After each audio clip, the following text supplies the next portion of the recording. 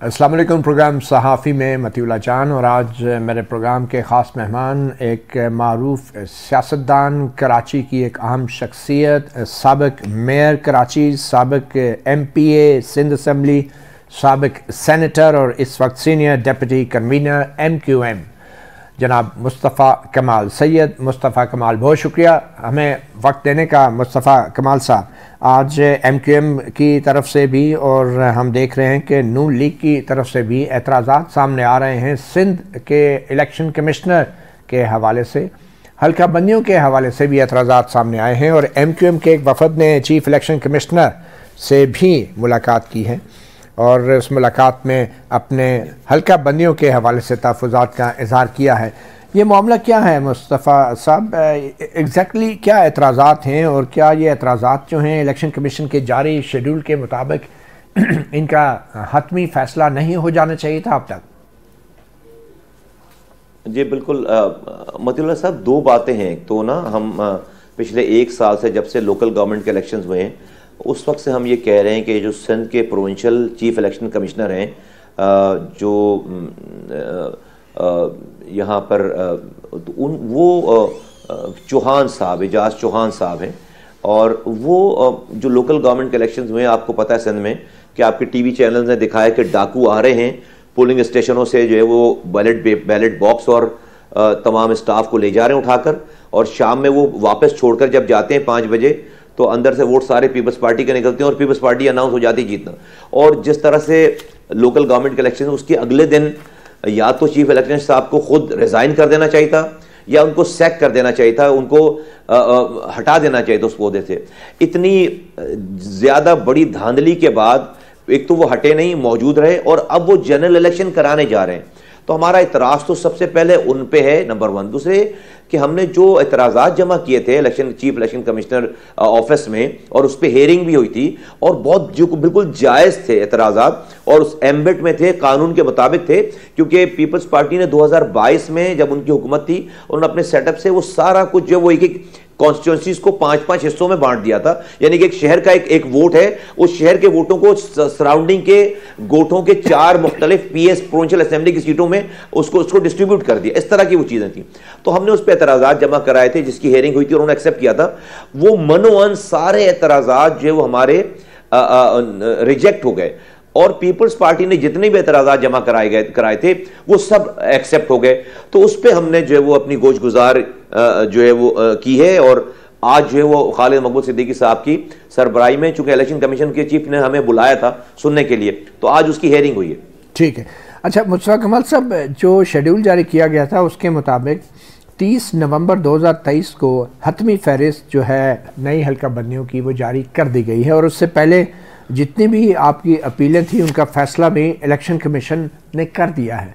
तो अब कानूनी तौर पे अब हल्का बंदियों के खिलाफ आप कहाँ जाएंगे? दो लीगल ऑप्शन हैं।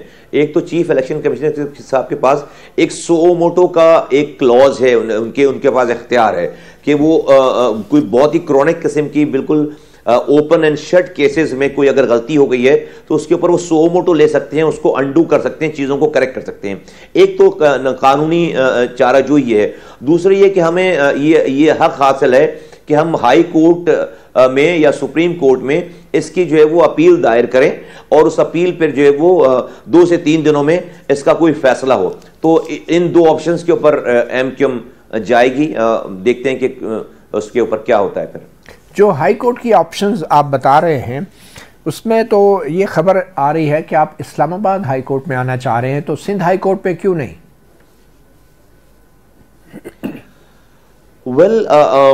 चूंकि इलेक्शन कमीशन वहाँ है इस्लामाबाद में, और हमें जो है वो सिंध में जिस तरह की हायरिंग और जिस तरह की 15 सालों में तकर्रियाँ हुई हुई हैं, जिस तरह से सिंध को एक ख़ास इवन के कोटे पे भी कोटा नहीं देते यहाँ पर, जो हमारा कोटा था शहरी और देही। अब ये 15 सालों से पीपल्स पार्टी, वो जो जब देही कोटा ख़त्म हो जाता है नौकरियों में, तो वो शहरी कोटे को भी जाली डोमिसाइल बना के वो शहरी कोटा भी खा जाते हैं। तो 15 सालों में जो लोग बैठे हुए हैं, ट्रैफिक पुलिस वाले से लेकर एक IG तक, और तमाम इदारों में वो डेफिनेटली पीपल्स पार्टी के कारकुनान, पीपल्स पार्टी के सपोर्टर और पीपल्स पार्टी के सिंपैथाइजर बैठे में। ये आप तो सरकारी इदारों में, सरकारी महकमों में कर रहे हैं जी, नीचे जो उनकी जो तकरियां हुई हैं, नीचे जो जजेस के अलावा जो नीचे जो उनका सारा स्टाफ है, नहीं, लेकिन और आपने तमाम तो लोग हैं, रिट दरख्वास्त वहां पर तो इस हाई तरह कोर्ट की में दायर करनी है ना, तो हाई कोर्ट पे आपको क्या एतराज है? सिंध हाई कोर्ट है, वहां के हल्का बंदियां सिंध की हैं, कराची की हैं, तो ये सिंध हाई कोर्ट में नहीं जाना चाहिए था आपको? नहीं, हमें तो ये इख्तियार हासिल है कि कहाँ हम किसी भी हाई कोर्ट में जा सकते हैं। लीगली हमारे पास ये ऑप्शन है कि हम किसी भी हाई कोर्ट में जा सकते हैं। अभी हमने इसका फैसला नहीं किया है कि हमने कौन से वाले हाई कोर्ट में जाना है, लेकिन Islamabad is also one of the option, क्योंकि हमें जो प्रोविंशियल इलेक्शन कमिश्नर ने हमें तो जो हमारी सारी हेयरिंग भी हुई है वो चीफ इलेक्शन कमिश्नर के पास हुई है इस्लामाबाद में। ये जो जितने हमें एतराज़ात जो जमा कराए थे सारे, वो सारे एतराज़ात की हेयरिंग भी इस्लामाबाद में चीफ इलेक्शन कमिश्नर के पास हुई है। तो ज्यादातर इससे रिलेटेड सारा मसला वो इस्लामाबाद के चीफ इलेक्शन कमिश्नर के ऑफिस से है। ठीक, अच्छा, खबरें ये हैं कि 14 दिसंबर को इलेक्शन कमीशन जो है वो इलेक्शन प्रोग्राम का ऐलान करने जा रहा है। अब जो कुछ भी हाई कोर्ट में होना है वो 14 दिसंबर से पहले होना है। अगर 14 दिसंबर तक हाई कोर्ट में आपके रिट का फैसला नहीं होता, तो क्या आप चाहेंगे कि जब तक आपके रेट का फैसला ना हो उस वक्त तक हाई कोर्ट जो है वो इलेक्शंस को स्टे कर दे या इलेक्शंस का अमल रोक दे? क्या आपकी ये ख्वाहिश होगी कि आप दरख्वास्त देंगे अबूरी हुक्म इम्तना के लिए? बिल्कुल, हम 1 घंटे के लिए भी इलेक्शन का डिले नहीं चाहते, लेकिन हम जो है वो साफ और शफाफ इलेक्शन चाहते हैं मतुल्ला साहब।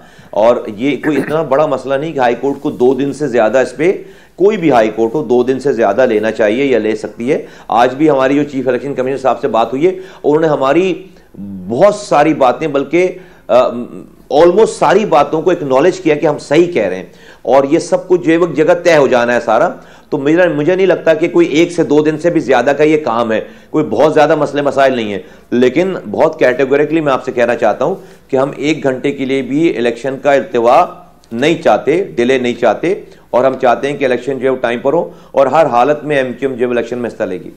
तो आप समझते हैं कि अगर हाई कोर्ट में, चाहे इस्लामाबाद है चाहे सिंध हाई कोर्ट, आपके हक में फैसला हो जाता है और इन हल्का बंदियों को कालादम करार दे दिया जाता है, जैसे कि आप बता रहे हैं मलीर, कमियाड़ी, बल्दिया, कुरंगी के हल्के हैं, और फिर हैदराबाद, सक्खर, मीरपुर खास और नवाबशाह के दही आबादी जो है उसके हवाले से भी एतराज़ात हैं, तो फिर ये कितना अरसा लगेगा हतमी तौर पर इन हल्का बंदियों का मामला तय होने में? अगर नए सिरे से हल्का बंदियाँ होती हैं तो आपके ख्याल में क्या ये 14 दिसंबर के इलेक्शन प्रोग्राम से पहले ये नई हल्का बंदियाँ सारी हो जाएंगी आपकी ख्वाहिश के मुताबिक?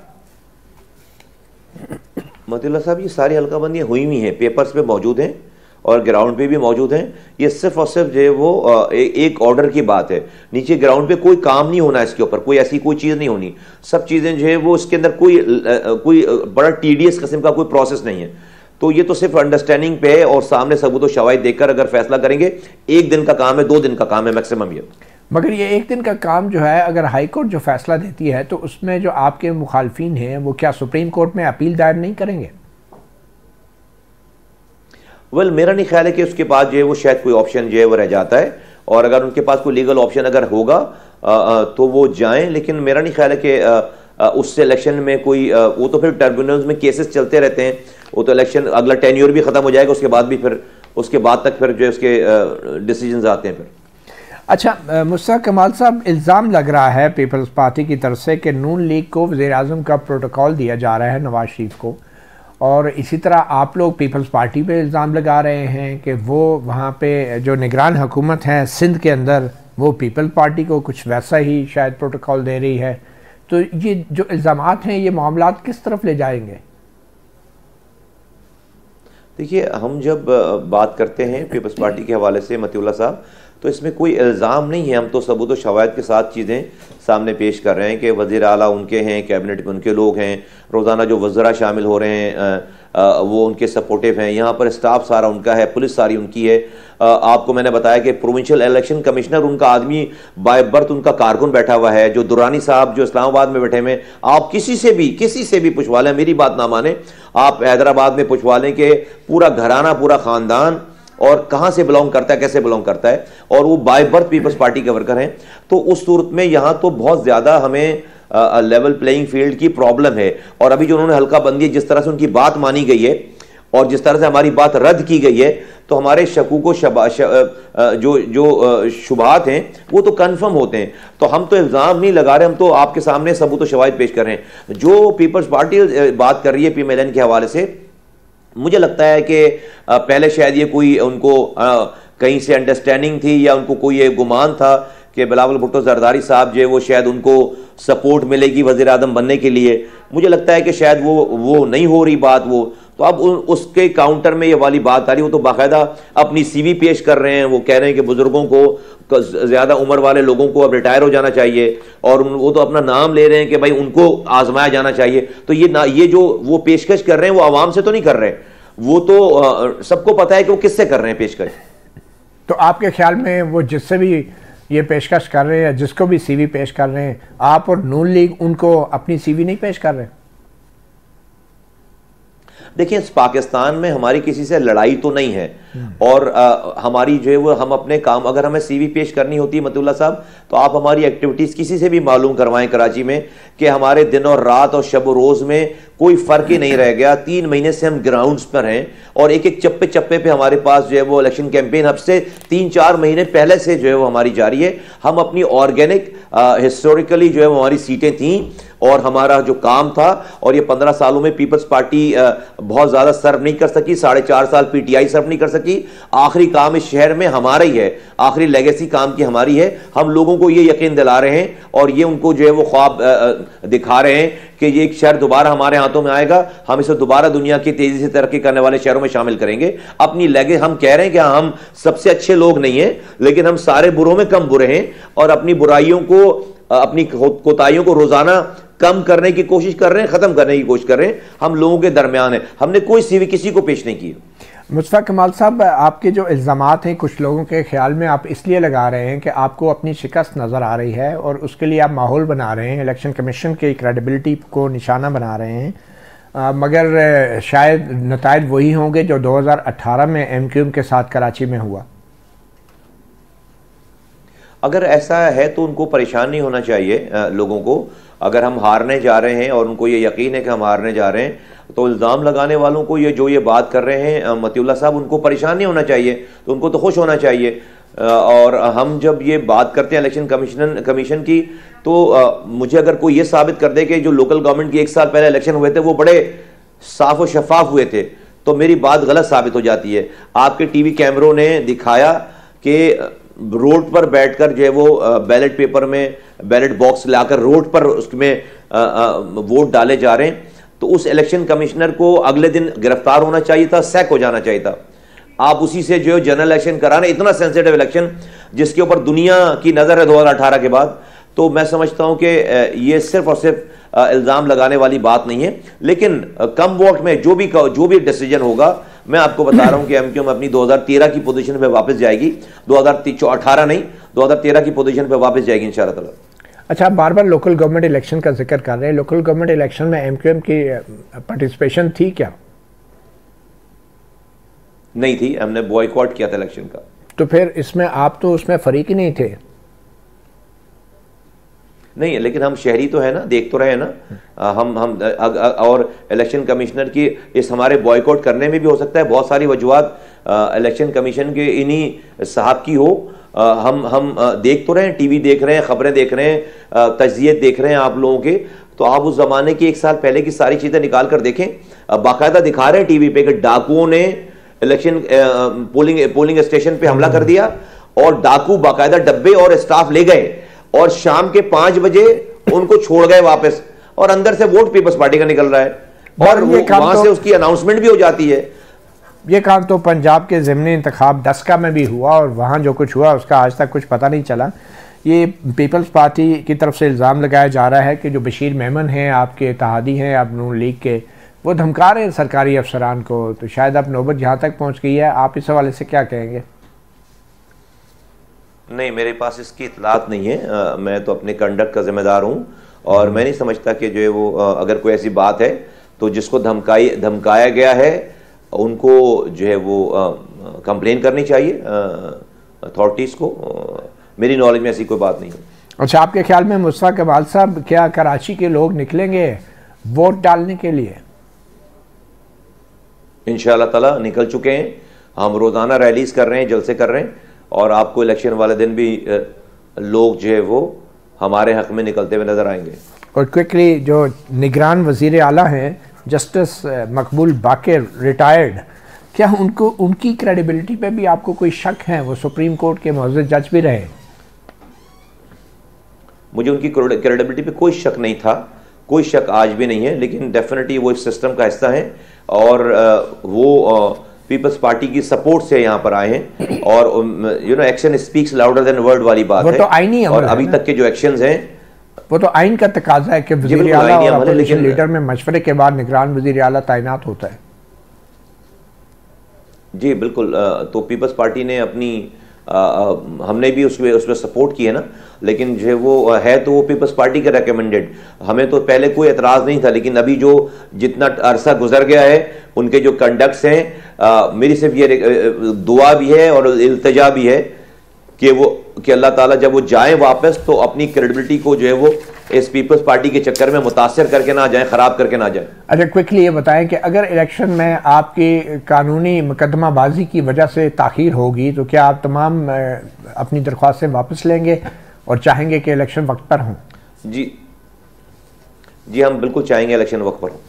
बहुत शुक्रिया मुस्तफ़ा कमाल, साबिक़ MPA, साबिक़ मेयर, साबिक़ senator, senior deputy convener MQM, सहाफ़ी प्रोग्राम को वक्त देने के लिए।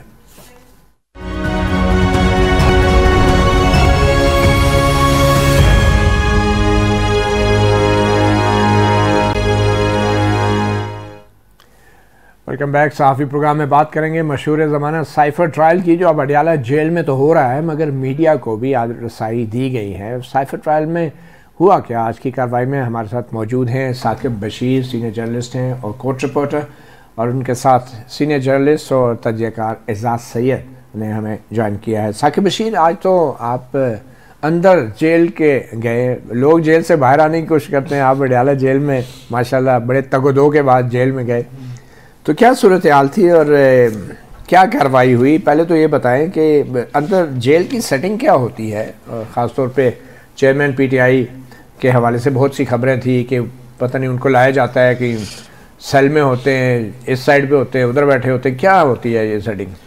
वहाँ एक कम्युनिटी हॉल है। पहले तो एक छोटा सा कमरा था जहाँ पे तकरीबन 10 से 15 लोग आ सकते थे, तो वहाँ एक जाली के पीछे उनको लाया जाता था जेल की तरफ से, तो वो फिर बाद में तब्दील हुआ। अभी कम्युनिटी हॉल है, उसमें अगर सिटिंग अरेंजमेंट किया जाए तो मेरे ख्याल में 300 लोग तकरीबन आ सकते हैं। उसका स्टेज भी बना हुआ है। तो अब जब से वहाँ पे अदालत गई है तो उसको प्रॉपर एक अदालत की शेप दी गई है कि जो स्टेज है वहाँ पे जज साहब की कुर्सी एक जो है वो ऊपर लगी होती है आला मुकाम पे। जी, आला मुकाम पे, और उनके राइट लेफ्ट जो है उनका जो स्टाफ है, जिस तरह कोर्ट रूम होता है, और सामने उनके रोस्ट्रम बनाया गया है। और रोस्ट्रम और जो आगे हॉल में एक पार्टीशन है, पार्टीशन के राइट साइड पे पब्लिक और मीडिया के लिए जगह है और लेफ्ट साइड पे उनकी फैमिलीज़ के लिए। और रोस्ट्रम और जो पार्टीशन है उसमें कुछ फासला है जहाँ पे वकला और जो मुल्ज़मान हैं वहाँ वो बैठे होते हैं। तो जो पार्टीशन है पब्लिक और मीडिया और फैमिली की, वो तो काफ़ी थोड़ी हाइट पे है, आपको खड़े होकर दूसरी तरफ देखना पड़ता है। लेकिन जो पार्टीशन जो है वो हम वकला को भी देख सकते हैं, मुल्ज़मान को भी देख सकते हैं, वो इजीली है, वो पार्टीशन छोटी है वो। तो कानूनी तौर पे आज हुआ क्या, पेशरफ्त क्या हुई, किस मरहले पे है ये ट्रायल? आज ये समझे कि आगाज़ हुआ है, दोबारा से जो ट्रायल का आगाज़ हुआ है उसमें नकलें जो है वो चालान की तकसीम हो गई हैं और 12 दिसंबर को इस पे फ़र्द जुर्म आयद होगी जो बानी चेयरमैन। और वो फ़र्द जुर्म में मेन पॉइंट क्या है, इल्ज़ाम एग्जैक्टली कैसे उसको आप डिस्क्राइब करेंगे, फ़र्द जुर्म क्या है? जी, ऑफिशियल सीक्रेट एक्ट की सेक्शन 5 और 9 ये 2 लगी हैं। 5 तो जो बानी चेयरमैन है इन पर, और दूसरी जो 9 है वो अबैटमेंट की है, वो शाह महमूद कुरैशी पर लगी है कि उन्होंने मुआवनत की है। इसमें बिल्कुल बेसिक जो चार्ज है वो ये है कि साइफ़र को आपने रिटेन किया, उसके बाद आपने गुम कर दिया, साइफ़र को आपने पब्लिक किया जो खुफिया दस्तावेज थी, आपने जो कम्युनिकेशन सिस्टम है डिप्लोमेटिक चैनल्स का उसको आपने एक्सपोज किया, और जो उसके कंटेंट, ये उनका केस ये है कि कंटेंट्स को भी आपने पब्लिक किया, अनऑथराइज पर्सन तक पहुंचाया, तो ये सारा उनके खिलाफ चार्ज है कि सेक्शन 5 का, कि ये चार्ज में फिर जो 14 साल सज़ा और सज़ाए मौत जो है उसमें, तो उसमें 28 गवाह हैं, जिसमें साबिक प्रिंसिपल सेक्रेटरी आज़म खान हैं, सुहेल महमूद हैं जो सेक्रेटरी खारजा थे, असद मजीद हैं, तो ये 3-4 जो बड़े गवाह हैं। बाकी जो है वो एक पूरा एक प्रोसेस है, क्योंकि अमेरिका से आया वजारत खारजा में, वजारत खारजा के जिस डेस्क से होता हुआ प्राइम मिनिस्टर ऑफिस पहुंचा और प्राइम मिनिस्टर के सामने जो हैंडल करता जी जो हैंडल करता है वो इसमें गवाह है। साकिब रशीद साहब, आपने कहा अमेरिका से आया, तो एजाज सईद साहब ये भी आज खबरें आई, इतलात हुई कि आज एक बार फिर साबिक वज़ीर आज़म ने अमेरिकी डिप्लोमेट डोनाल्ड लू का नाम लिया है कि उनके कहने पे जनरल बाजवा ने यहाँ पे ये सब कुछ किया। तो मुझे याद पड़ रहा है कि कुछ अर्सा पहले तो खान साहब ने यह भी कह दिया था कि ये उनके कहने पे नहीं हुआ, बल्कि ये लोकल साजिश थी, इंटरनेशनल साजिश नहीं थी।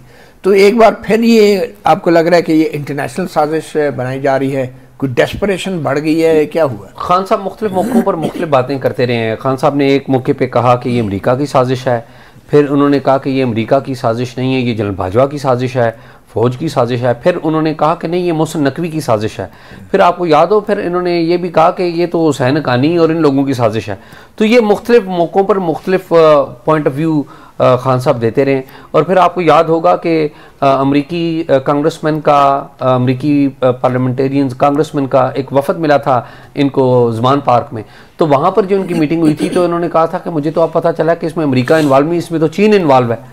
तो ये मुख्तलिफ मौक़ों पर मुख्तलिफ बातें करते रहते हैं। असल बात यह है कि मेरे ख्याल में हम जर्नलिस्ट को भी चाहिए कि जब भी कोई हमसे गुफ्तगू करे तो हम उसको प्रॉपर कन्फ्रंट करें, और जिस माहौल में हमारे बहुत सारे जर्नलिस्ट भाई गए हैं उसकी वजह भी आपको पता है कि किस तरह का वहाँ पर माहौल हो सकता है। आप भी समझ सकते हैं, हम भी समझ सकते हैं। ये जो अभी खान साहब ने मौक़िफ़ किया, इसको ज़रा डिसाइफर कर लेते हैं। जी जी। पहली बात तो ये है कि ये डोनाल्ड ट्रंप की उस वक्त के पाकिस्तान के सफ़ीर असद मजीद से मुलाकात की एक गुफ्तगू थी, जिसको असद मजीद साहब ने एक डोनाल्ड लू की बात, डोनाल्ड लू की, सॉरी डोनाल्ड ट्रंप मैंने कहा, डोनाल्ड लू की, ये तो और ज़्यादा सीरियस हो जाता है। तो डोनाल्ड लू जो हैं अमेरिकी स्टेट डिपार्टमेंट के हैं, ऑफिशियल साउथ एशिया में पाकिस्तान डेस्क को भी, पाकिस्तान को भी देखते हैं, साउथ एशिया पूरा देखते हैं। तो असद मजीद साहब ने वो जो लेटर है वो यहाँ पर भेजा लिख के, जिसे साइफर कहते हैं, यहाँ पर सेक्रेटरी सुहेल महमूद को। सुहेल महमूद साहब ने उसे हैंडल नहीं किया, ये याद रखिए। ठीक है, उस वक्त वो किसी वजह से छुट्टी पर थे, उन्होंने देखा, उनके नॉलेज में था, लेकिन उस वक्त के एडिशनल सेक्रेटरी वजारत खारजा के, वो बड़े अहम विटनेस हैं सारे मामले पे, उन्होंने उस सारे मामले को हैंडल किया। बाद में ये प्राइम मिनिस्टर सेक्रेटेरिएट जाता है और प्राइम मिनिस्टर सेक्रेटेरिएट से डील करता है, वहाँ पर आज़म खान भी आते हैं, वो भी इसको डील करते हैं, और उसमें एक हवाला जो है वजारत दाखिला का भी है। तो ये सारे लोग वो वहाँ पर गवाह हैं। अब अगर डोनाल्ड लू ने ये काम करना था, जो कि अमेरिकी स्टेट डिपार्टमेंट का मामला है, तो क्या स्टेट डिपार्टमेंट का जनरल बाजवा से कोई ताल्लुक है? अगर मान भी लें कि जनरल बाजवा ने लिया है, फ़र्ज़ कर लें इनकी इस बात को, तो जनरल बाजवा स्टेट डिपार्टमेंट से तो कोई रब्ता नहीं करेंगे। उनका ज़्यादा से ज़्यादा रब्ता होगा तो वो अमेरिका की सेंट्रल कमांड से भी सेंट्रल कमांड से होगा, जो कि साउथ एशिया को देखती है, या बहुत ही कर लें तो और जो अमेरिकी इदारे वो हमारे डिफेंस के साथ, तो हमारे वज़ीर आज़म भी स्टेट डिपार्टमेंट से ही राब्ते में रहते हैं। देखिए ना, वो तो एक अलग मौजू है जिसके ऊपर आप बात कर रहे हैं, लेकिन हम तो इस पर्टिकुलर मौजू के ऊपर बात कर रहे हैं ना। तो जो खान साहब ने बात की है, एक्चुअली और फैक्चुअली इसका कॉन्टेक्स्ट कोई नहीं है। यानी कि आप जिसे कहें ना कि आप बैठ के जिस मर्जी को कह दें कि कल खान साहब कह दें कि जी मतीउल्लाह साहब ने ये किया है, तो आप यहाँ पे प्रोग्राम रख लेंगे और हम इस पर डिस्कस कर रहे होंगे। बिल्कुल सही। साकिब रशीद साहब, ये कहा गया साबिक वज़ीर आज़म की तरफ से कि वो बतौर गवाह बुलाएंगे अदालत में डोनाल्ड लू को भी और जनरल बाजवा को भी, तो ये एग्जैक्टली ये कहा क्या उन्होंने, और लीगली इसके क्या प्रॉस्पेक्ट्स हैं कि कैसे हो सकता है? आज की जब प्रोसीडिंग मुकम्मल हुई, तारीख आइंदा की डाल दी गई, तो तकरीबन 1.5 घंटे पर मुहित जो केस था, 1 घंटा 20 मिनट आपस में ये इनकी मुशावरत रही, तो 1 मिनट के लिए वो रोस्ट्रम पे गए और उन्होंने जज साहब को भी मुखातब किया और देन जो मीडिया पीछे था उनको भी देखा कि मैं जो है वो आज बता दूं जज साहब को कि जनरल बाजवा को मैं गवाह के तौर पर बुलाऊंगा और जो रिप्रेजेंटेटिव हैं अमेरिकन एम्बेसी के उनको भी मैं बुलाऊंगा। और आगे उन्होंने वही जो बात करते हैं कि साइफर जो है उधर आया था बाजवा के लिए, तो ये शाह महमूद कुरैशी इनको पता चल गया और उसके बाद हमने रिएक्ट किया। तो इसकी कानूनी तौर पर मुझे नहीं लगता, अभी तक एक आध वकील से मेरी बात हुई कि उन्होंने अपनी कानूनी टीम से क्या मुशावरत की है या नहीं की। मेरी इतला के मुताबिक अभी तक जो है वो ऐसा मुशावरत नहीं, खास तौर पर मौजूदा चेयरमैन पीटीआई से जी अभी तक वो उनके वकील है ना। जी बिल्कुल वो वकील है। लेकिन मती कानूनी तौर पे साकिब, कानूनी तौर पे पहली बात तो ये है कि जो डिप्लोमेट्स होते हैं उन्होंने अमेरिकी एम्बेसी के ऑफिशियल्स का नाम भी लिया। उन्होंने खाली डोनाल्ड लू का नहीं कहा, उन्होंने कहा जी अमेरिकी एम्बेसी के ऑफिशियल्स को भी बुलाऊंगा। पहली बात तो यह है कि अमेरिकी एम्बेसी के ऑफिशियल्स या अमेरिकी डिप्लोमेट्स जो हैं या किसी भी दूसरे मुल्क के डिप्लोमेट्स, उनको एक कानूनी इम्यूनिटी हासिल होती है। पाकिस्तान में आपको पता है कि उस इम्यूनिटी का माजी में भी बड़ा फायदा उठाया जाता है, तो उनको लीगल इम्यूनिटी हासिल होती है। दूसरी परमिशन के साथ शायद परमिशन के। दूसरी बात यह है, दूसरी बात आ गई जनरल बाजवा की। जनरल बाजवा भी अदालत में नहीं आएंगे। उसकी वजह यह है कि ये केस क्या है? केस है कि आपने ऑफिशियल सीक्रेट को अफशा किया है, आपने सरकारी खुफिया दस्तावेजात को पब्लिक किया और गुमाया भी है, गुम भी किया है। ये बेसिकली केस है ना। तो खान साहब का केस क्या है? खान साहब तो ये कह रहे हैं कि मेरे खिलाफ साजिश हुई है। ये केस तो अदालत में जेर समाअत ही नहीं है। तो कह ये आप इसे किसी भी कानूनी रंग से देख लें, वो अदालत में ना आएंगे ना उनको अलाउ किया जाएगा। लेकिन ये फैसला तो अदालत ने करना है। मुल्ज़िम का ये राइट है कि वो अपने हक में या अपने दफा में किसी भी गवाह को तलब करने के लिए अदालत से कह सकता है, और अदालत फिर उसके ऊपर बहस होगी ये गवाह आम है या नहीं, और फिर अदालत ये फैसला करेगी कि इसको तलब किया जाए या नहीं। चाहे जिस तरह तोशाखाना केस में जो इनकी जानिब से गवाहों की तलबी की दरख्वास्त दी गई थी तो वो डिक्लाइन कर दी थी। तोशाखाना फौजदारी केस में जो जज थे हुमायूं दिलावर, तो वो ये कह सकते हैं, लेकिन आगे कोर्ट का है कि कोर्ट उस पर क्या फैसला करती है। लेकिन मेरा ये ख्याल है कि ये लीगली से ज्यादा वो एक जो है वो नैरेटिव टाइप, मतलब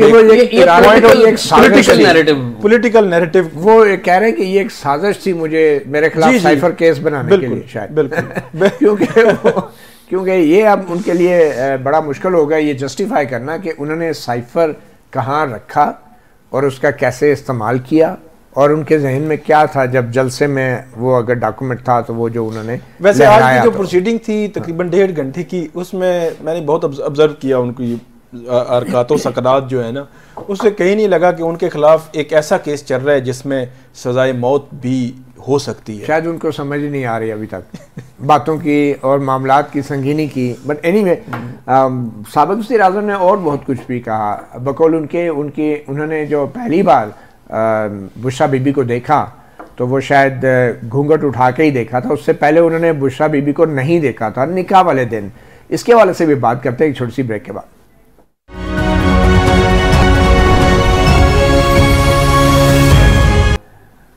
वेलकम बैक। साबिक़ वज़ीर आज़म ने आज एक और इंकशाफ किया। उन्होंने कहा कि जो उनकी अहलिया है साबिक़ खातून अव्वल, उन्होंने पहली बार उनको निकाह वाले रोज़ देखा। साकिब रशीद साहब, एग्जैक्टली बात क्या हुई थी और इसकी ये वजाहत देने की ज़रूरत क्यों पड़ी? ख़ावर मनिका के इंटरव्यू और उनकी जानिब से जो केस किया गया है उससे मुतल्लिक एक सवाल हुआ था। तो उस सवाल के जवाब में एक तो उन्होंने ये कहा कि जिस तरह बुशरा बीबी पर जो है उनके साबिक़ खामिंद ने इल्ज़ामात लगाए, तो वो ये बात जब कर रहे थे तो काफ़ी खान साहब जो है वो काफ़ी जज्बाती भी थे कि ऐसी जो है वो कभी कोई मिसाल नहीं मिलती कि इतने गिरे हुए लोग हैं, कि इतने गिर चुके हैं कि जिस तरह के वो इल्ज़ामात लगा रहे हैं। उसी के साथ फिर उन्होंने ये बात की कि मैं जो है वो कसम उठाने और कुरान पर हाथ रख के बात करने के लिए तैयार हूँ कि मैंने बुशरा बीबी का चेहरा जो है वो उस दिन देखा था जब हमारा निकाह हुआ था। कौन सी तारीख वाला निकाह? क्योंकि 2 निकाह हुए थे ना, तो इस हवाले से किसी जर्नलिस्ट ने सवाल नहीं किया कि कौन सी तारीख वाले निकाह के दिन उन्होंने देखा था? ये एक वो सवाल है, मेरे ख्याल में अभी मजीद समातें हैं, अगली समात पे आप ये सवाल उठाएंगे। मगर ये बड़ी है, क्या ये मुमकिन है एजाज सैयद साहब? मतलब कौन यकीन करेगा? मतलब जो पहले उनका रूहानी एक ताल्लुक था वो बगैर चेहरा देखे था, तो अब अचानक वो उस रूहानी ताल्लुक के अंदर उन्होंने चेहरा भी नहीं देखा था, तो उस रूहानी ताल्लुक को उन्होंने किसी और ताल्लुक में बदल दिया निकाह की सूरत में। देखिए मती, ये एक बड़ा मुतनाज़ा सी बात है, और जो इसमें सबसे अहम पहलू पता है क्या है? सबसे अहम पहलू ये है कि जनाब इमरान खान साहब ने ये बयान जो है किसी सवाल के जवाब में नहीं दिया। इमरान खान साहब ये सोचते हुए आए हुए थे, उन्होंने पहले से ज़हन बनाया हुआ था। खबर मालिका के हवाले से सवाल नहीं, ये पहले से वो ज़हन बना कर आए थे कि उन्होंने ये बातें करनी है, और फिर वो आके उन्होंने ये सवाल के जवाब में नहीं किया। मैंने वहाँ पर एटलीस्ट 3 बंदों से बात की है। अच्छा। वो ये बताते हैं, एक बंदा तो बैठा है, एक बंदा ये कह रहे हैं कि सवाल के जवाब से दिया है। खबर मानिका के हवाले से सवाल हुआ नहीं, वो खुद गुफ्तगू कर रहे थे, ठीक है, कि खबर मानिका से ये बात उन्होंने खुद आगाज की इस बात, ये सवाल नहीं हुआ। तो कहने का मतलब यह है कि खान साहब इस वक्त जो जेल में हैं या जहाँ पर वो कैद हैं, उनको सारी इन्फॉर्मेशन मिल रही है। ज़ाहिर है टेलीविज़न भी वो देख रहे हैं, और वो देख रहे हैं कि किस तरह के तबसरे हो रहे हैं, और उन्होंने यकीनी तौर पे खबर मानिका का जो इंटरव्यू है वो भी ज़ाहिर देखा होगा। तो ये basically at the same time अपना जो इनका डोमेस्टिक इशू है उसको भी डिफेंड कर रहे हैं। ज़ाहिर सवालात भी उठ रहे हैं, ऑब्वियसली उनको डिफेंड करना भी चाहिए, वो उनके शोहर हैं। अब वो खबर मानिका तो नहीं है ऑफ कोर्स कि वो इस तरह के उल्टा इल्जाम लगाना शुरू कर दें। लेकिन ये बात कहना कि मैंने पहली दफ़ा देखा, आप मुझे बताएं कोई बंदा भी, क्या खुद इमरान खान साहब की फैमिली मेंबर्स इस बात पे यकीन करेंगे? अच्छा, ये बताएं कि ओन चौधरी साहब जो उनके बड़े करीबी साथी रहे हैं साबिक वज़ीर आज़म के, तो उन्होंने भी अपनी गवाही डाल दिया, वो निकाह के गवाह भी हैं। जी हाँ। तो अब वो ये गवाही तो नहीं दे रहे कि पहली बार उन्होंने निकाह के दिन देखा था, वो तो कहते हैं कि ये खुद लेके जाते रहे उनको। तो ओन चौधरी साहब की गवाही वैसे कितनी अहम है? ओन चौधरी से भी पहले आपको याद हो कि कंदील बलोच साहिबा ने साल 2000 इस शादी से 2 साल पहले 3 साल पहले उन्होंने स्टेटमेंट दी थी। उनके मर्डर होने से पहले जी, उनके मर्डर होने से पहले की बात है। उन्होंने टेलीविज़न के ऊपर आके स्टेटमेंट दी थी बुशरा बीबी के हवाले से कि ये उधर जाती हैं, बनी गाला में होती हैं। तो देखिए, इस हवाले से तो बहुत सारे ऐसे लोग हैं ना जो आज जिंदा भी हैं, मौजूद भी हैं। चले ओन चौधरी का तो आप ये कह लेना कि अब वो मुखालफत हो गई, उनकी तो मुखालफत हो गई, लेकिन कंदील जो बलोच हैं वो तो फोत हो चुकी हैं, लेकिन उनका टीवी इंटरव्यू मौजूद है। दूसरी बात, मंतकी अंदाज से भी अगर देखा जाए इस बात को, तो ये यकीन नहीं आता कि ये कोई अरेंज्ड मैरिज थी, क्योंकि आमतौर पर अरेंज मैरिज में ही ना दूल्हे को पता चलता है कि अच्छा ये मेरी दुल्हन है, या फिर कोई ब्लाइंड डेट हो तो अचानक देखता है बंदा। तो ये ना तो ब्लाइंड डेट थी, ना अरेंज मैरिज थी, एक पुराना रूहानी ताल्लुक था। तो इसमें आप यकीन कर सकते हैं, अगर मैं ये नहीं कहूँगा आप उनकी जगह हो, मैं ये कह रहा हूँ कि आपके नज़दीक ये मुमकिन है, मंतकी ये बात मंतकी लगती है कि आपने उसी दिन देखा, वो भी एक ऐसा शख्स जो पहले 2 शादियाँ कर चुका है? नहीं मती भाई, ये तो तजर्बे की बात है ना। हो सकता है कि वाकई उनका रूहानी तजर्बा हो, ये भी हो सकता है। मतलब हम तो इस वक्त एक सवाल ही उठा रहे हैं ना। तो बगैर देखे इमरान खान ऑक्सफोर्ड के पढ़े हुए, बैरून मुल्क में पढ़े हुए, बगैर चेहरा देखे आप किसी से निकाह पे सारी उम्र बिताने के लिए राजी हो गए, क्या ये मुमकिन है? मती भाई देखें, ऑक्सफोर्ड के पढ़े हुए एक ऐसी खातून से शादी करते हैं जो बड़ी स्ट्रिक्ट पर्दा करती है। ऑक्सफोर्ड के पढ़े हुए एक ऐसी खातून से शादी करते हैं जो उनको बताती है कि आगे फ्यूचर में क्या होने जा रहा है, और वो उसके ऊपर यकीन करते हैं। तो ये जो ऑक्सफोर्ड के पढ़े का जो टाइटल है ना, इस पर बहुत बड़े क्वेश्चंस हैं। अगर ऑक्सफोर्ड में आप रहे हैं तो आप पढ़ते क्या रहे हैं, फिर आप वाकई पढ़ते भी रहे हैं या नहीं पढ़ते रहे, ठीक है, और फिर आपके ग्रेड्स क्या आए थे, तो उनके ऊपर भी जाएं तो फिर बहुत सारे सवालात आपके ऊपर पैदा हो जाते हैं। तो साकिब बशीर साहब, अगर बहुत सारे सवालात पैदा हो रहे हैं बकौल एजाज सैयद के, तो आप लोगों को जब उन्होंने ये बताया खान साहब ने कि भाई मैंने पहली बार निकाह के दिन देखा था, तो आपके जहन में या जो आपके साथी सहाफ़ी हैं उनके जहन में कोई सवाल नहीं आया था क्या ये मुमकिन है? असल में वहाँ पे इशू ये था कि जैसे ही वो आए मीडिया के लिए, तो पुलिस पहले ही ये कह रही थी कि उनको भी ले जाना चाह रही थी और हमें भी कह रही थी कि आप जाएं यहाँ से निकले। तो वो एक इस तरह की सिचुएशन बनी हुई थी, उसमें मैक्सिमम फिर सवालात हो रहे थे। कोई क्रॉस टॉक, जिस तरह आप कहें कि उन्होंने कोई जवाब दिया तो उस जवाब से एक नया सवाल और नया सवाल, ऐसी क्रॉस टॉक। तो मैक्सिमम सवालात एक सारे जर्नलिस्ट जो है वो सवाल कर रहे थे, तो इसलिए ऐसा कोई क्रॉस क्वेश्चन नहीं हुआ। इस तरह का दावा तो मेरे ख्याल में बुशरा बीबी ने भी आज तक नहीं किया कि पहली दफ़ा उन्होंने खान साहब को निकाह वाले रोज़ देखा, या वो देख सकती थी क्योंकि खान साहब तो पर्दे में नहीं होते थे। नहीं, बुशरा बीबी तो मेरा ख्याल है मीडिया पे तो आती नहीं है। नहीं, उन्होंने नदीम मलिक को नदीम मलिक को एक इंटरव्यू दिया था। इसके अलावा बाकी वो मीडिया पे आती नहीं। लेकिन उन्होंने ये दावा नहीं किया कि उन्होंने मुझे पहली बार निकाह में के रोज़ देखा है। ऐसा कोई दावा तो नहीं है मेरे ख्याल में। ऑफ कोर्स नहीं है, ऐसी कोई बात नहीं है वैसे कि अगर मैं वैसे आप क्या समझते हैं बतौर एक इंसान, बतौर एक शहरी, बतौर एक पाकिस्तानी, बतौर एक मुसलमान, क्या ऐसा मुमकिन है? पाकिस्तान के सोसाइटी में तो मुमकिन है, मगर जिस शख्स ने दुनिया देखी है माशाल्लाह से, तो उनके लिए आपको यकीन आता है कि लेकिन मती भाई देखिए यहाँ पर मैं इमरान खान साहब के दावे पे यकीन नहीं करता, क्योंकि उनका बैकग्राउंड है पूरा, वो यू टर्न लेते हैं, झूठ बोलते हैं, गलत बयानी कर जाते हैं और फिर वो पूरी कन्विक्शन से कर रहे होते हैं और ऐसा लगता है कि जैसे एक्चुअली उन्हें शायद याद ही नहीं रहा कि पहले उन्होंने क्या कहा है। मैं खान साहब की पॉइंट ऑफ व्यू से एग्री नहीं करता हूँ जो उन्होंने कहा है कि उन्होंने पहली दफ़ा। भारत जी, लोग आवाज़ों से भी मुतासर हो जाते हैं और कभी कभी आवाज़ के शहर में गुम होकर अपनी ज़िंदगी के अहम तरीन फ़ैसले भी कर लेते हैं। इसमें कोई शक नहीं कि शायद इमरान खान ने भी आवाज़ के शहर में गिरफ़्तार होकर अपनी ज़िंदगी का अहम तरीन फ़ैसला किया, तीसरी शादी। मगर अब जबकि उन्होंने कह दिया है कि वो कुरान उठाने को तैयार हैं, यकीनन उठाएं, मगर फिर ये भी बताएं कि कौन सी तारीख़ के निकाह को उन्होंने पहली बार बुशा बीबी को देखा। सहाफ़ी प्रोग्राम से इतना ही, इजाज़त दीजिए, अल्लाह हाफ़िज़।